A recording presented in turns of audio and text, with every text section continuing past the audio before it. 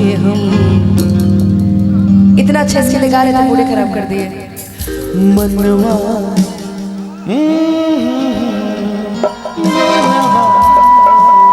जब हम गाते तब सीटी मार लगाते भैया हमारा दुश्मनी बेवफा इंसानों में यही होता है।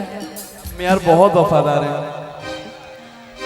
मनवा करेला तोहरा के हम क्या बाबू दिया से अपना सारी उमरिया जान बना के रंग समैया काट ली। मनवा मनवा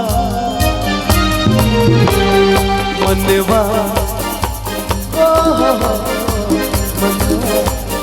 मनवा करेला तहरा के हम छतिया से अपना मनवा करेला तहरा के हम छतिया से अपना सारी उमरिया बना के सारी उमरिया जान बना के अली समैया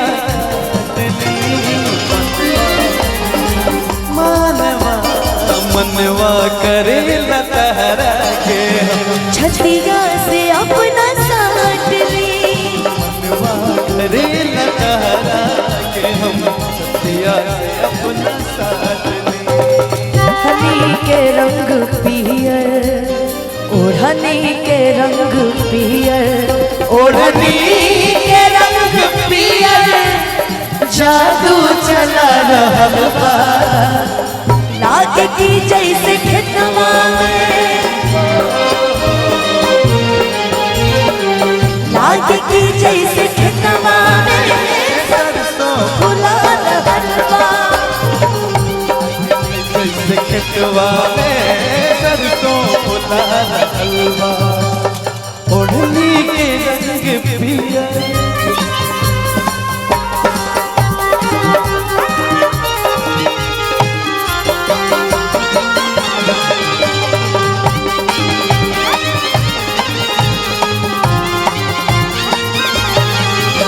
लागे हवा के झोंका लहरे लखुलन के सिया रूप बन गइल बा खुशबू से भरल दिया।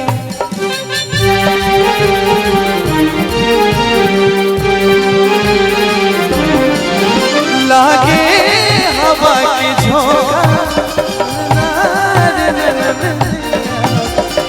फूल बन गइल बा खुशबू से भरल दिया।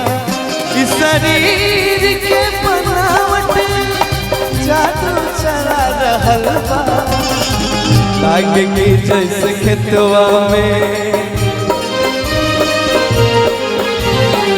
लागे की जैसे खेतवा में सरसों फुला रहल बा।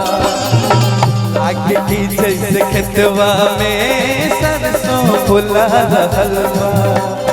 ओढ़नी के रंग पिया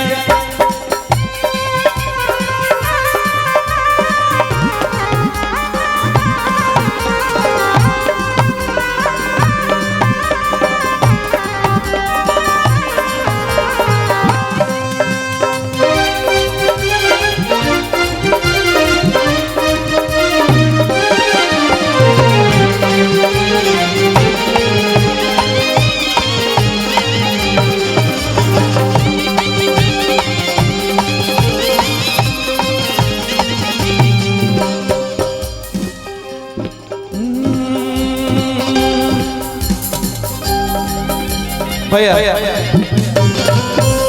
देखा अनुपमा बहुत फिल्मी भाई